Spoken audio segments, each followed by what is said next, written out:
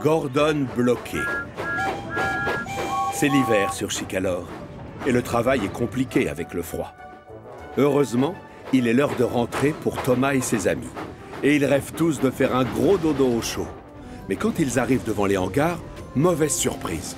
La plaque tournante ne peut plus bouger à cause du gel. C'est vraiment pas de chance. La plaque tournante est bloquée devant 2 rails. Une seule locomotive va donc pouvoir passer la nuit au chaud dans son hangar. Oui, mais laquelle? C'est moi qui devrais dormir à l'intérieur. Désolé, je ne suis pas comme vous, moi. Il vaut mieux que je passe la nuit au chaud. Moi non plus, je n'ai pas du tout envie de dormir dehors, Gordon. La neige et le gel risquent d'abîmer ma belle carrosserie et ça m'ennuie un peu. Oui, mais pensez à Percy. Il va aller livrer le courrier tard dans la nuit. Et en rentrant, il voudra se mettre au chaud. Ça m'est égal, Thomas. Je trouverai un endroit dans lequel dormir. Non, Percy, c'est toi qui dois dormir dans ce hangar. Et nous, on va tous aller se trouver un petit abri ailleurs. Alors dors tranquille. Finalement, toutes les locomotives sont d'accord pour laisser le hangar à leur ami Percy. Et les voilà donc partis à la recherche d'un autre abri pour la nuit. Un peu plus loin, elle croise Flynn, qui vient tout juste d'éteindre un incendie. Je peux savoir ce que vous faites dehors à cette heure de la nuit? Les rouages de notre plaque tournante ont gelé. Du coup, on doit trouver un autre endroit où passer la nuit. On a 2 hangars vides au centre de recherche et de secours. Si ça vous dit, on vous les prête. Non, merci, ce sera sans moi. Hors de question que je passe la nuit là-bas. J'ai les oreilles fragiles et le sommeil trop léger. L'alarme fait un boucan du diable et je vais sûrement mal dormir. C'est donc James et Emily qui sont choisis pour aller au centre de recherche et de secours. De leur côté, Thomas et les autres décident de passer voir chez Victor s'il ne pourrait pas les accueillir pour la nuit dans son atelier. En fait, mes chers amis, je vais seulement avoir de la place pour 2 locomotives, désolé. Pas question que je reste dormir ici. Ça va me porter la poisse. À chaque fois que je pense à cet atelier, je tombe en panne. Et vous me connaissez, quand je dors mal, le matin, je suis de mauvaise humeur. Oh ça oui, on le sait. Mais n'empêche que tu ne peux pas passer la nuit dehors. Je te rappelle que la neige et le gel sont très mauvais pour les moteurs. Au fait, si je me souviens bien, il y a un hangar vide à la décharge. Je refuse d'aller dormir au milieu d'un tas de poubelles. Et puis quoi encore? Non, c'est hors de question. Thomas et Gordon abandonnent donc Henry et Edward qui ont décidé de dormir à l'atelier. Gordon est persuadé qu'il va trouver un meilleur abri pour passer la nuit. C'est alors qu'il croise Norman, occupé à livrer son dernier chargement de la journée. Bonsoir, Norman. Les rouages de notre plaque tournante ont tous gelé. Tu ne connaîtrais pas un endroit où on peut dormir? Oui, il y a de la place pour une locomotive à l'atelier des diesels. Prenez-la si ça vous intéresse. Moi, je refuse de mettre une roue chez les diesels, c'est sûr. Ça sent trop mauvais. Et je n'ai pas très envie de me tâcher, je viens de me laver. Tant pis pour Gordon. Thomas accepte volontiers l'offre de Norman et file chez les diesels. Du coup, Gordon se retrouve seul. Je suis sûr et certain qu'en cherchant bien, je peux trouver quelque chose de mieux qu'un box chez les diesels. Plus facile à dire qu'à faire.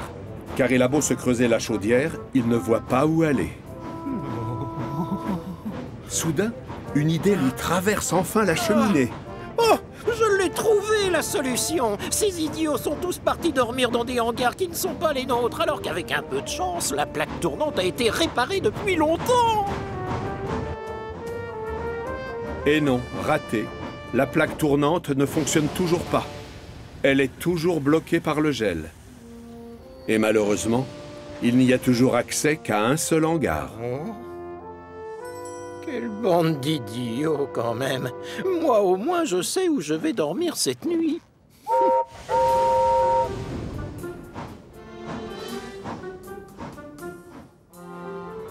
Tard dans la nuit, Percy revient à la gare de triage après avoir livré tous les sacs de courrier. Le pauvre n'a qu'une seule envie, c'est de se reposer. Hélas, le hangar est déjà occupé. Gordon, Hein? Oui, quoi? Je suis en train de dormir. fais-moi de la place. Allez, pousse-toi. Je suis trop fatigué pour me chercher un autre hangar. Mais faudra bien pourtant. Tu vois bien que ce box est trop petit pour contenir 2 locomotives. Si tu veux passer la nuit au chaud, moi je te conseille d'aller voir Whiff. Il y a une place de libre dans sa décharge. Percy est loin d'être emballé par cette idée. Mais il est trop épuisé pour se disputer avec Gordon. Il part donc à la décharge pour prendre un repos bien mérité. De son côté, Gordon est absolument ravi d'avoir la gare de triage pour lui tout seul. Ça me donnerait presque envie de demander au gros contrôleur si je ne pourrais pas avoir un hangar rien que pour moi. C'est tellement plus tranquille ici sans les autres locomotives qui parlent tout le temps et qui m'ennuient avec leurs histoires sans importance. Hein? Malheureusement, pour le calme et la tranquillité, il faudra repasser. Les ouvriers continuent de réparer la plaque tournante et ils font beaucoup de bruit. Impossible de fermer l'œil dans ces conditions. Gordon est furieux. Le matin arrive sans qu'il ait pu se reposer. Et comme d'habitude, son conducteur s'active à préparer sa chaudière pour la journée de travail qui les attend. Hurrah! On a terminé! On peut être fiers de nous! Bonne nouvelle, la plaque tournante est à nouveau en état de marche. Enfin, j'ai parlé trop vite. Après avoir fait à peine un quart de tour, elle se bloque encore une fois à cause du gel. Stop! Arrête-toi, Gordon! Non, stop, ne recule pas! Surpris, Gordon manque d'en avaler son sifflet.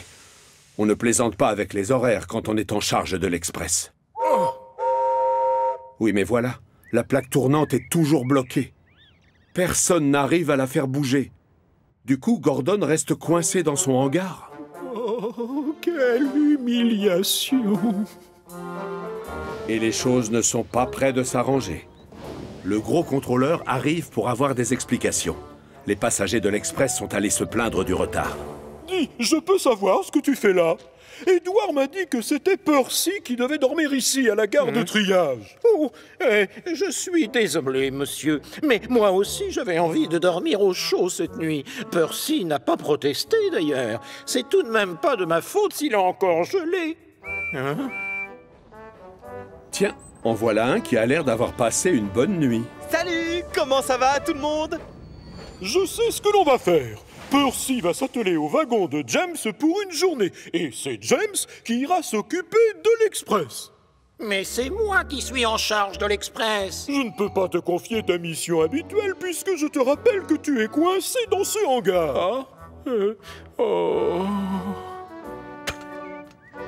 Le gros contrôleur décide de rester à la gare de triage pour superviser les travaux de réparation. Gordon, lui, n'a pas d'autre choix que de prendre son mal en patience. Je donnerais n'importe quoi pour sortir d'ici et aller faire mon travail, comme la locomotive efficace que je suis vraiment. Après une nuit d'efforts, la plaque tournante est à nouveau en état de marche. Ah, ça fonctionne! On peut être fiers de nous! Ouais. Gordon est ravi. Il peut enfin sortir de son hangar. Seulement le temps a passé et il fait déjà nuit. Les autres locomotives reviennent déjà de leur journée de travail. Gordon est terriblement déçu. C'est affreux, mais je n'ai pas pu me rendre utile de toute la journée et j'ai honte, sachez-le. Oh, mais si tu tiens à te racheter, mon cher Gordon, j'ai une proposition à te faire. Si tu veux, c'est toi qui t'occuperas des wagons de la poste ce soir. Oh non! Ça, c'est un travail pour une petite locomotive, pas pour moi, voyons. Faux, Gordon. La roue a tourné, comme dit le dicton. Alors ce soir, c'est toi qui iras jouer les facteurs. Un point, c'est tout. Quelle humiliation!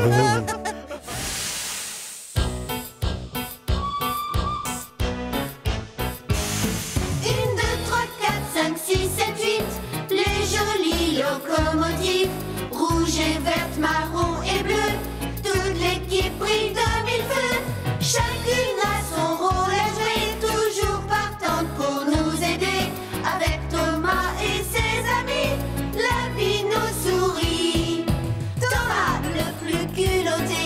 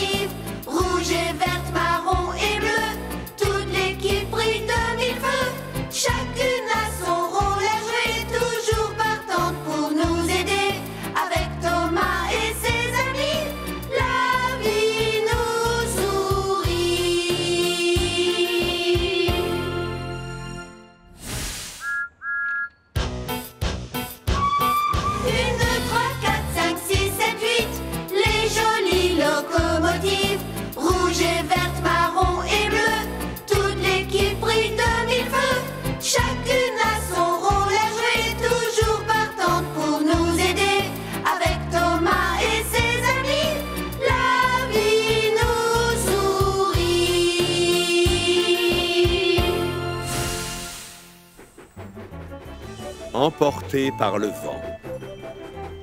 C'est l'hiver sur la petite île de Chicalor. Les champs sont recouverts d'une pellicule de glace. Les rails sont complètement gelés et un vent glacial s'engouffre dans les cabines des locomotives. Mais comme c'est un jour un peu spécial, nos amis n'ont pas perdu leur bonne humeur pour autant. Ce soir va avoir lieu la très attendue fête de l'hiver. Je vais choisir l'un d'entre vous pour être la machine à l'honneur cette année.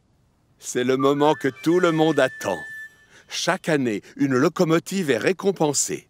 On la couvre de guirlandes lumineuses et elle a l'honneur d'apporter des cadeaux aux enfants. Et donc, j'ai décidé de choisir celui ou celle qui se montrera le plus utile aujourd'hui. Henri, je te charge d'aller chercher la fanfare qui se trouve à la gare des Quatre Vents. Thomas, toi, tu vas aller chercher les gâteaux à la pâtisserie. Ils sont prêts. Bien, chef! Je pars tout de suite, chef. Et moi, monsieur, je suis censée faire quoi? Toi, tu attends ici, Émilie. Dès que j'ai du travail pour toi, je te préviens, d'accord? La petite Émilie est terriblement déçue. La fête a lieu dans quelques heures. Et si je ne me rends pas utile très vite, je ne serai jamais choisie pour tirer le train des cadeaux. À ce moment-là, le vent se lève et une bourrasque un peu plus forte que les autres emporte avec elle le chapeau du gros contrôleur, qui, bien sûr, ne s'y attendait pas du tout. Mon beau chapeau, reviens! Oh, c'est affreux, quelle misère! Je ne vais pas pouvoir aller à la fête, j'ai l'air de rien comme ça! Une idée fuse alors dans la cheminée d'Émilie. Oh, s'il vous plaît, je peux aller le chercher? J'ai un don pour retrouver les objets perdus. Évidemment, le gros contrôleur trouve que c'est une excellente idée. Avec plaisir, Émilie. Tu me rendrais vraiment un grand service. Merci pour ton aide, je l'accepte volontiers. Émilie a finalement trouvé un moyen pour montrer à son chef qu'elle aussi pouvait se rendre utile. Elle part aussitôt à la recherche du chapeau. Cliquetis-crac, ses essieux crissent et craquent le long de la voie. Les copains vont être ravis d'apprendre la nouvelle. Je vais d'abord passer les voir. Émilie arrête donc de chercher le chapeau du gros contrôleur et part à la recherche de ses amis. Elle arrive devant un passage à niveau et s'arrête. Des enfants qui s'amusent à fabriquer un bonhomme de neige lui font des coucous. Tiens, mais voilà Thomas qui revient de la pâtisserie. Salut, Émilie. Tu as l'air contente. Bonjour, Thomas. Le gros contrôleur m'a demandé de chercher son haute forme. Et si je le trouve, j'ai une chance d'être choisie pour aller à la fête. C'est sûr que c'est plus glorieux que de livrer des gâteaux au chocolat. Tu crois que tu vas le retrouver? Oui, bien sûr. Tu me connais, non? J'ai un vrai don pour retrouver les objets perdus. Dans ce cas, tu es bien parti pour t'occuper du train des cadeaux? Oui, je crois que j'ai mes chances. La chaudière d'Émilie bouillonne de joie et d'excitation. Il faut que j'aille voir Henri pour lui raconter. Au revoir, Thomas. Et le chapeau du gros contrôleur, alors? Coucou, Émilie. J'emmène les musiciens de la fanfare à la fête. Et si je me dépêche, je vais être choisi pour tirer le train des cadeaux. Désolé, Henri, mais je crois que c'est plutôt à moi que l'on va confier cette mission. Oh, ah bon? Mais tu t'es rendu utile alors? Oui, en effet. Enfin, pas encore, mais presque. Le gros contrôleur a perdu son chapeau tout à l'heure. Et c'est moi qui vais le retrouver. Ça ne va pas être facile. La nuit va tomber. Et alors, c'est pas grave. Enfin, tu me connais. J'ai un don pour retrouver les objets perdus. Eh bien, dans ce cas, tu es bien parti pour tirer le train des cadeaux. Rendez-vous à la fête, d'accord? Émilie redémarre, plus heureuse que jamais. Elle se fait déjà une joie de distribuer des cadeaux aux enfants ce soir. C'est moi qui vais être la vedette de toute la soirée. Quelques minutes plus tard, Émilie arrive à l'atelier de Victor. Une idée lui traverse alors la chaudière. Le soleil est presque couché. Alors, si je vais chercher le train de cadeaux maintenant, ça me fera gagner du temps pour plus tard. Émilie a complètement oublié le chapeau du gros contrôleur. Émilie, mon amie, qu'est-ce que je peux faire pour toi? Voilà, c'est moi qui serai récompensée ce soir. Alors je suis venue chercher le train des cadeaux. J'en connais qui aimeraient avoir cette chance. Tout est prêt, on n'attendait plus que toi. Émilie s'attelle au wagon rempli de cadeaux avec l'aide d'un mécanicien.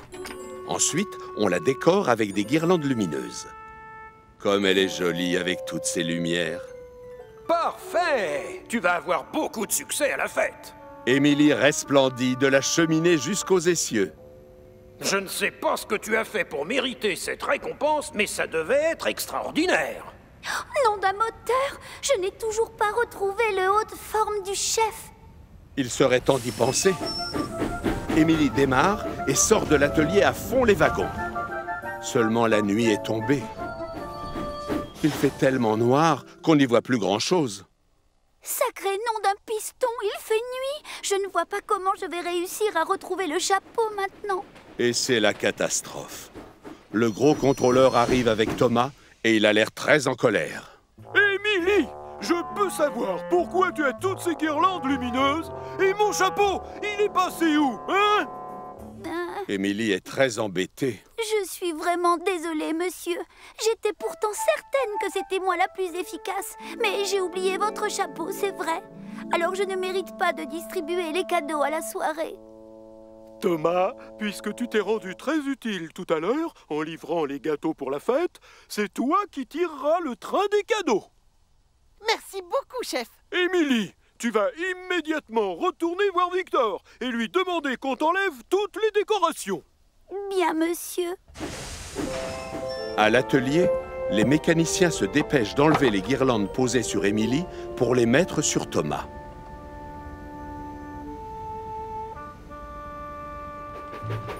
La locomotive bleue est fière de tirer le train des cadeaux. Les guirlandes lumineuses brillent de 1000 feux dans la nuit. En passant, elles éclairent les arbres, les buissons et les champs qui longent la voie. Mais Émilie ne le remarque même pas. Elle n'a qu'une seule chose en tête. Un peu plus loin, Thomas et elle s'arrêtent à un passage à niveau. Émilie reconnaît aussitôt l'endroit. Des enfants faisaient un bonhomme de neige tout à l'heure. Oh, Thomas, regarde là! Pour une surprise, c'est une surprise. Le bonhomme de neige est terminé. Il a une carotte à la place du nez, une écharpe autour du cou, et sur sa tête, un haut de forme noire reconnaissable entre mille. J'ai retrouvé le chapeau du gros contrôleur. La fête de l'hiver a commencé. Les enfants sont excités comme des puces. Ils passent un merveilleux moment, ce qui n'est pas le cas du gros contrôleur.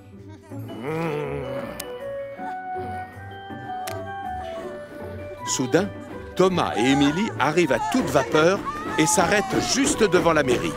Les enfants laissent éclater leur joie en apercevant Thomas tout éclairé et les cadeaux dans les wagons. Bonsoir, monsieur. Nous avons aussi un cadeau pour vous. Pour moi, mais... Oh, mon chapeau! Content de te voir, mon vieil ami. Oh. Le gros contrôleur a retrouvé le sourire. Ça fait plaisir à voir. Je te remercie, Émilie. Tu as finalement réussi à te rendre très utile aujourd'hui. Enfin un compliment. Émilie est tellement fière que sa chaudière se met à bouillonner.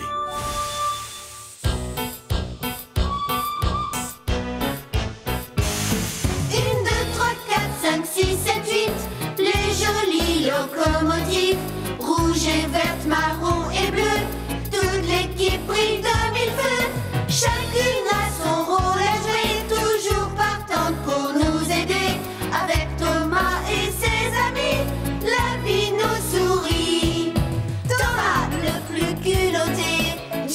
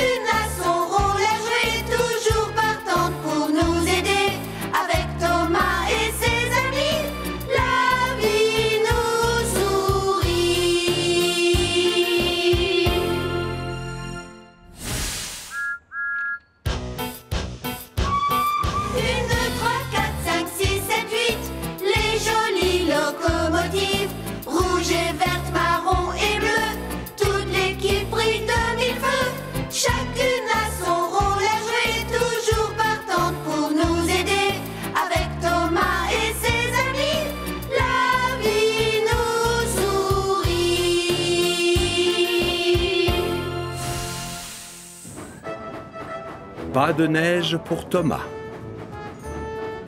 C'est l'hiver sur la petite île de Chicalor. Le vent est glacial et les arbres ont perdu toutes leurs feuilles. Et d'après la météo, il va sûrement neiger très bientôt. En prévision, les locomotives se sont équipées d'un chasse-neige parce qu'on n'est jamais trop prudent. Coucou, Edouard! Toi, je vois que tu as écouté la météo. Oh oui, Percy. Maintenant, avec le chasse-neige, je suis tranquille. Mais tout le monde ne pense pas la même chose. Thomas, par exemple, déteste rouler avec un chasse-neige. Alors, pour s'en débarrasser, il va le cacher sur une voie de garage pendant que personne ne le regarde. Je vais laisser mon chasse-neige ici, dans la forêt. Et je vais faire croire aux autres que je l'ai perdu. Thomas raconte alors un gros mensonge à son conducteur. Il lui fait croire que le chasse-neige n'est pas de la bonne taille et qu'il faut l'enlever tout de suite. Ah, c'est plus agréable comme ça. Je me sens mieux. Tout content, Thomas retourne à la gare de triage. Oh, Thomas? Mais qu'as-tu fait de ton chasse-neige? Tu ne vas jamais me croire. Je l'ai cherché partout, mais impossible de remettre la roue dessus. Et cette nuit-là, comme la météo l'avait prévu, il se met à neiger. Très vite, un grand manteau blanc recouvre chaque centimètre carré de Chicalor, y compris les rails, les quais de gare et les ponts. Le matin venu, au moment d'aller travailler, toutes les locomotives mettent leur chasse-neige pour pouvoir circuler plus facilement. Enfin non, toutes sauf une. Et il y a quelqu'un que ça met très en colère. Thomas, comme tu n'as pas de chasse-neige pour dégager la voie, tu vas devoir rester ici dans ton hangar. C'est trop dangereux de rouler sans équipement adapté. Pas de souci, monsieur. Émilie, comme toi tu as l'air d'être plus prévoyante, je vais te demander de déblayer la ligne de Thomas. On ne sait jamais. D'accord, monsieur. Thomas bouillonne de joie. Je ne suis pas forcé de mettre un chasse-neige, c'est le bonheur. En revanche, il y en a une qui fait la tête, c'est Émilie. Au lieu d'être au chaud dans un hangar, la pauvre a les roues gelées à force de patauger dans la neige. C'est trop injuste. Pourquoi moi, je suis obligée de mettre ce stupide chasse-neige et pas Thomas? C'est alors qu'elle entend des enfants éclater de rire. Je parie qu'ils sont en train de se moquer de moi. Tout ça parce que j'ai l'air ridicule avec ce machin devant moi. La colère de la petite locomotive verte monte d'un cran. Mais alors qu'elle s'approche des enfants, elle s'aperçoit qu'ils sont en train de jouer dans la neige. Pendant que certains font de la luge, d'autres fabriquent d'énormes boules de neige. Ah! Je me suis trompée, les enfants ne se moquent pas de moi. Ils profitent du temps pour faire toutes sortes de jeux. Finalement, la neige, c'est moins ennuyeux que je ne le croyais. De son côté, Thomas s'ennuie ferme. La journée lui semble terriblement longue. Ce qui me console, c'est que je ne suis pas forcé de rouler avec un chasse-neige comme Émilie. Youpi! Et vous, vous trouvez qu'Émilie a l'air de s'embêter? Elle s'amuse même tellement à rouler dans la neige que la voie est dégagée en un rien de temps. Je te félicite. Comme tu as fait de l'excellent travail, je vais te confier une mission spéciale. Tu vas aller chercher Annie et Clarabelle et tu remplaceras Thomas sur la ligne principale, d'accord? Merci beaucoup, chef. Voilà une récompense bien méritée. Au même moment, Thomas commence à trouver le temps long coincé dans son hangar. Oh, là, je paierai cher pour avoir quelque chose à faire. Je ne comprends pas pourquoi tu détestes ton chasse-neige, Thomas. C'est tellement chouette de rouler dans la neige. Vraiment? Et devine quoi? C'est moi qui vais prendre Annie et Clarabelle pour travailler sur ta ligne. Première nouvelle, Thomas est sous le choc. Ils sont à moi, ces wagons. Et c'est mon travail. Oui, mais tu n'as pas le droit de sortir du hangar. Je te rappelle que tu n'as pas de chasse-neige. Tel est prix qu'il croyait prendre. Thomas ne peut que laisser Émilie partir avec ses wagons adorés. À tout à l'heure, Thomas. Salut, Thomas. Cherche bien, ton chasse-neige ne doit pas être loin. Pour un peu, Thomas se taperait la tête avec une clé à molette. Qu'est-ce qui lui est passé par la chaudière tout à l'heure? Soudain, une idée fuse dans sa cheminée. Si je récupère vite mon chasse-neige, le gros contrôleur acceptera alors de me rendre Annie et Clarabelle. Thomas s'éloigne sans faire de bruit afin que personne ne remarque son départ. Une fois dans la forêt, il se met à la recherche de la voie de garage où il a laissé son chasse-neige. Mais malheureusement, ces portions de voie n'ont pas encore été déblayées. Impossible de voir quelque chose avec toute cette poudreuse. Tous les monticules se ressemblent. Oh non! Le chasse-neige est sûrement caché sous ce manteau blanc. On ne le voit plus. Thomas n'a pas du tout envie de retourner à la gare de triage. Lui, ce qu'il veut, c'est rouler dans la neige avec ses wagons. Mais suis-je bête? Je n'ai pas besoin de mon chasse-neige. Avec un peu de chance, Émilie a fini de dégager ma ligne. Tout content, le voilà qui met le cap sur la ligne principale pour parler à Émilie. Tout à coup, le temps se gâte et des flocons se remettent à tomber. Et c'est la catastrophe. Il faut que je trouve Émilie. Il faut que je trouve Émilie. La neige tombe de plus en plus et Thomas, qui a du mal à voir devant lui, commence à regretter son hangar. La couche de neige recouvrant les rails devient de plus en plus épaisse. Et très vite, les roues de la petite locomotive bleue n'arrivent plus à avancer. Oh non! La situation empire très vite. La couche de neige arrive presque aux premières branches des arbres. Oh, c'est affreux. Et finalement, je regrette de l'avoir caché, mon chasse-neige. Il réalise qu'avec ses bêtises, il risque de passer la nuit dehors dans le froid. D'ailleurs, ses pistons sont déjà gelés et sa cheminée est toute glacée. Le pire, c'est que personne ne sait que je suis ici. Ouf, tout n'est pas encore perdu. Un bruit de moteur résonne dans la forêt. Mais qui se promène à cette heure-là? Ah, Émilie! Salut, Thomas! Je suis drôlement contente de te voir, tu sais. Thomas! Qu'est-ce qui t'arrive? Tu en fais une tête! Nous sommes passés à la gare de triage, mais tu n'y étais pas. Le gros contrôleur, lui, a l'air d'être sur le point d'exploser. Ah bravo, c'est malin. Voilà ce qui arrive quand on désobéit à son chef et que l'on sort sans chasse-neige. Oui, je sais, pardon. J'ai été le cacher tout à l'heure, et maintenant je n'arrive plus à le retrouver. C'est de ça qu'on voulait te parler, justement. On l'a retrouvé sous un tas de neige un peu plus loin. Merci beaucoup, Émilie. Pardon, monsieur. Parfois, on n'a pas le choix. Et quand la météo l'exige, on doit porter un équipement adapté. À partir de maintenant, quand il se mettra à neiger, c'est avec plaisir que je roulerai avec. Bravo! Et j'espère que ça te servira de leçon, Thomas. Demain matin, c'est toi qui iras dégager les voies pour aider Émilie. Oui, d'accord, mais avant, j'ai une petite surprise pour toi. Tu nous suis? Émilie fonce à toute vapeur à travers la poudreuse. Derrière, Thomas a hâte de savoir quelle est cette fameuse surprise. Mais voilà qu'Émilie ralentit près du champ où se trouvent des enfants. Wow! Regarde-moi tous ces bons hommes de neige!